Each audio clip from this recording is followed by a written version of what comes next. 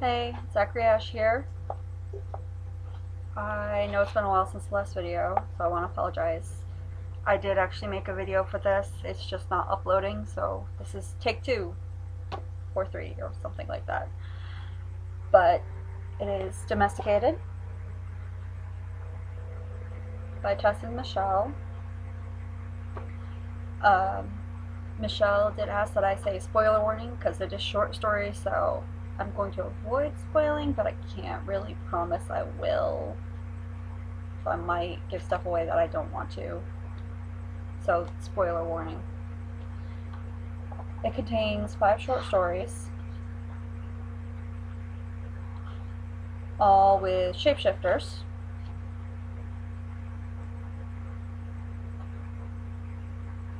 There is an owl, a possum, a bat, a cat, and a shark. I will talk about a little bit of each one, but I will let you know when I bought this. It did have photo cards with it. I do have those put aside, safe and sound. I don't know if you order it, if you'll get them, but mine did, so you might. The first one is a story by Michelle K. It's the image. Boy with the shark tattoo. Sorry, roommate's over there. It's all good. It's actually really cute because it was not the shark I was expecting. I was expecting, like a great white or something. It's like this little tiny hammerhead. He's adorable. But the characters are Tua and Makua, or Makoa, or something like that. I can't say his name. I'm not good at that. But I had this image in my head of what they would each look like, and then when it revealed the actual proper description of both of them, I was like, okay, well, I did not imagine that, but okay.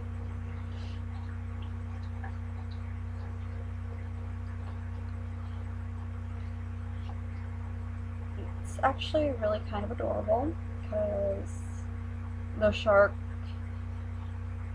did not actually go into this looking for a relationship or anything. He was just trying to return a favor. And the human, he turned out to be a little bit of a jerk to humans. He really turned out to be a little bit of a jerk. But once they actually got to know each other a little better, it was actually kind of adorable seeing them interact and how it developed.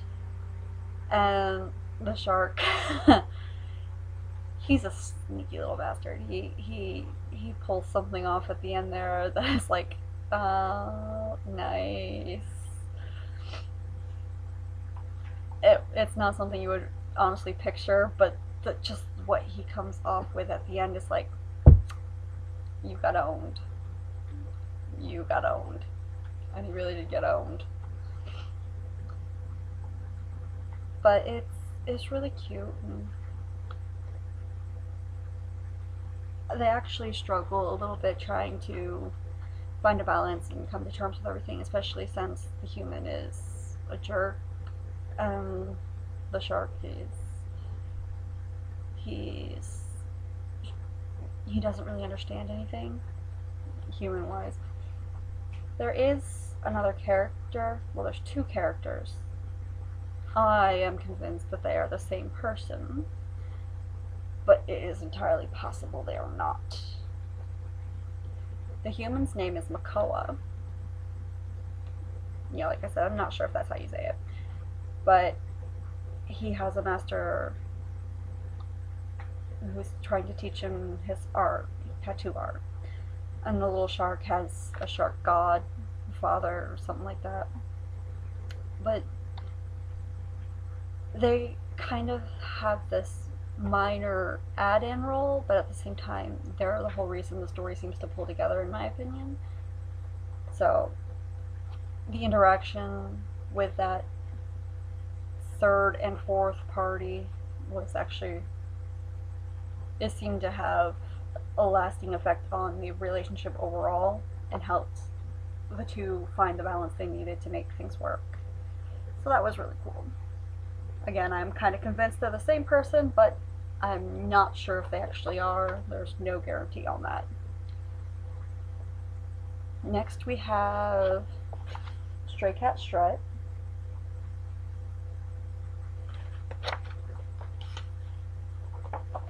That is actually with the character Sean. He is a human. And then Sen. He is the cat. In this one, it actually has a lot to do with cat lore. Not all cat lore. One specific cat lore. I don't want to tell you which one. But if you know anything about cat mythology or old mythology in general, when you find out the backstory for Sen, it'll make a lot of sense. Because there's a lot to him. It doesn't seem to show a lot about, for such a short story, it's actually a lot of backstory given for this one character, like a lot.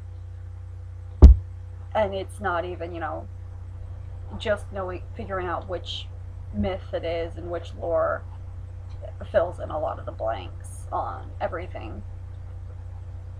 Oh yeah, this one's done by Tess. But both of these guys go into this not expecting anything. They don't really want a relationship. They're just using each other. Like I said, once the backstory fills in, you find out why they both went to it that way. And seeing them go from, oh, you're here, okay, let's bang, to why aren't you here? It's actually really sweet. And I honestly like seeing how dependent they've come on each other while completely maintaining their independence. It's actually really quite cool. And I really like them. Sean, to me, did not have as much development, but he was kind of a homebody. There really wasn't much to him, I don't think.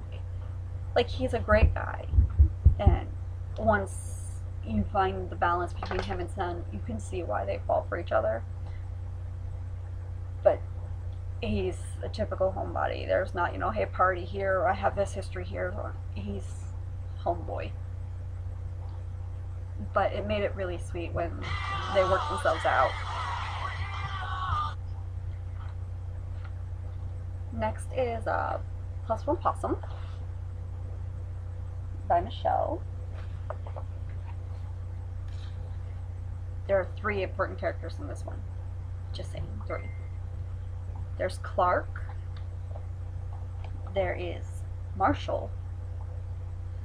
And the ever important Marv. Marv is very important, and when you read it, you will understand why. Most of the story is actually annoyance, actually. Clark is the possum, Marshall is the human. Obviously, it's more country. Possums you find more towards wooded areas, but they are also pests. So he is literally a pest. He showed up and didn't leave. And it drives Marshall up.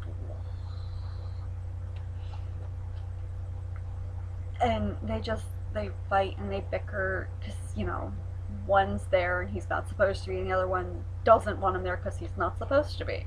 He is a pest. He's a rodent. He's not supposed to be there. But in so much struggling to one just doesn't care because, he does his thing. He doesn't care. and in so much struggling to get him away. It's so funny watching how it just flips on its head, because it's literally just one moment, just, and the entire relationship just kind of flips right on over. And it doesn't even end as so much like a relationship, because they don't really decide to be together. They just take what they want, because the way the possum views it is, doesn't make sense to mate for life. I mean, you want it, take it. He's a problem. You want it, take it. So the human just kind of falls into that mentality. But it's really cute because they actually are really dependent on each other, and they're really happy with each other. And honestly, my favorite part of that story is the ending, just for the simple moment of what Clark does when they find their balance and they're at home. And just Clark, he went from being an annoying pest on the couch to this one moment where he just seemed like a complete goofball, and I fell in love with it. And like I said, Marv is very, very important. He is a raccoon. He is Clark's best friend. And I honestly fell in love with Marv. He doesn't have very many roles, but just the stuff he does, those moments when he's in there, it's just, I love it. I honestly think it's probably, today, it's one of my favorites. I think these stories will rotate depending on the day and what mood I'm in, but I think today it will probably be my favorite. And it might change tomorrow, I don't know. But I love Clark, love him.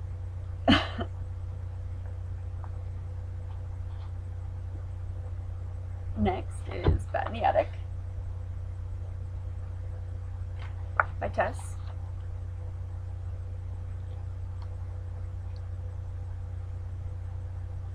This one has Jeremiah and Brom. And if you don't know who Brom is, you really need to brush up on your lore, because that's very obvious. He is the Bat, because Brom stood for Dracula, obviously. I still thought it was cute. This is another one where they seem to struggle, but in this one it's not so much as he's trying to get rid of him as the guy is struggling with his own attraction to him, which is really cute because Brom is adorable. He's adorable. It did have a twist in there that I just did not expect at all. It was just because Brom is very cute. He's adorable. He is innocent and sweet. Jeremiah just doesn't want to taint that because it's a bat. He doesn't know what's going on. But there's this moment where the entire relationship just kind of flips on its head, and it's just like, I did not see that coming. And just, it's really cool. Brom is a sneaky little devil. He really is. And Jeremiah, I just, everything with Jeremiah, I did not see. I love it. I love it. Just, this entire relationship just threw me in a whirlwind, and it was fantastic. Their interactions actually are very sweet and cute, because Jeremiah is trying to control himself, and Brom is just tiny little bat. Tiny little bat, and he just wants to be nice and be safe and be warm.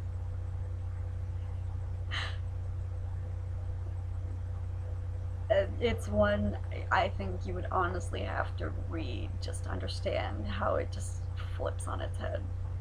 You really have to read it. I usually start a book in like 5 minutes and I'm like, oh, I know where this is going. And I was like reading and reading and reading. It's just like, oh, I did not see that at all. So that'll be fun. The last one is The Owl Prince. I think this one was supposed to be the main story. It's by Tess and Michelle. the characters' name are Garrett. He is the human man. And then the owl prince goes by the name Lumi. Their entire relationship is just struggling. Mainly because the basis of the relationship starts with Garrett being in debt to Lumi because Lumi saves his daughter's life. Her name is Maddie, and she is my favorite character. Absolutely my favorite character. She is awesome. I believe Tess said she was actually based on her daughter. I don't know her daughter. I don't know how awesome she is, but if she really is anything like the girl in this book, she rocks. She rocks. Because honestly, that girl has some of the best one-liners ever. Love it. But yeah, it starts with Garrett being in debt to Lumi, and that just automatically makes it a hard relationship to begin with. And then Lumi himself does not like humans. He needs a human because he's missing an eye, and he needs a human to find it. Only a human can find it. But because of that, it's an extremely tense relationship on it. So their entire thing starts with a struggle, and it does not seem to go well at first. It doesn't seem to go well at all. And trying to find the eye actually puts Garrett in a lot of really dangerous situations. So I think at one point he actually ends up fighting Bigfoot. He ends up hurt. And I think that was actually the turning point for them. Lumi was becoming less condescending at that point, but when Garrett actually ended up hurt while trying to help him, it seemed to actually click in his head that these people were helping him regardless. And it seemed to really bring them together because he ended up having to take care of the little girl while Garrett was injured, and it turned it around a lot. And at that point, it actually becomes less of a struggle for them to interact, which helped bring the relationship together. At the end, finding out why it had to be a human to save the eye, it made a lot of sense.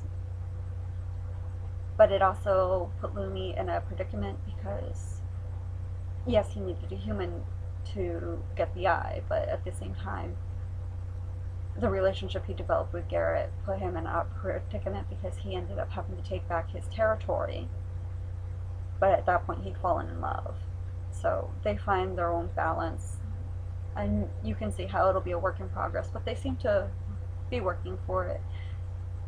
And Maddie is just, she's awesome. She loves her owl. There are other characters in there. They kind of flit in and out. They don't seem to have many moments in there, but their moments are very important. You can't just be like, oh hey, you brush in, you brush out. They actually have important roles to the development of the characters, especially to Lumi, because there's a lot of growth for him in this story. So for such a short story, there's a lot of character development and a lot of history established, and the struggle to watch them go from being in debt and hating each other to actually wanting to be together. It's actually really interesting. I enjoyed it. And just having those moments with Maddie where she just takes it from this really strong, in-depth story to these little moments of just comedy to lighten the mood. I love it. It's a really good one, and definitely worth reading. But those are the 5 stories. Like I said, I tried not to give too much away. Like, I can't help if I did, and I do apologize if I did. But That's Domesticated. I will of course have the links. If you have it already or you do buy it, make sure to go to the Amazon page to leave a review. That will help boost sales and so on and so forth. Again, for anyone that I've done, including them. But I highly recommend it.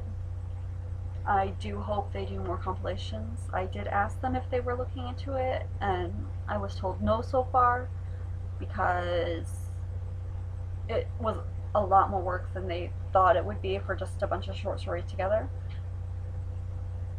But I'm still hoping, maybe in the future. So, but overall, 10 out of 10, very good, highly recommend. There is no bestiality. Just warning you, there's none. They turn into humans. They are shapeshifters. They turn into humans. That is a whole other genre. Do not make mistakes. But yes, it is also explicit content. So again, 18 older, don't screw them up with that. You know better. I did the random number, and like I said, this is a redo, so I'll re-announce it. Lily's Angel is the next one, but that is Domesticated, and if you've read it, if you have it, message me, message them. Love to chat about it. I ranted with them for hours over it, and I will be looking into more of their books, of course. I do have more of their other stuff. Again, check out the links, and if you do not have it and you are interested, feel free to message. I'm happy to hook you up. I'm sure they'll be happy to hook you up, help you out, find what you needed. So, I will talk to y'all later. Akriya, ciao. Bye.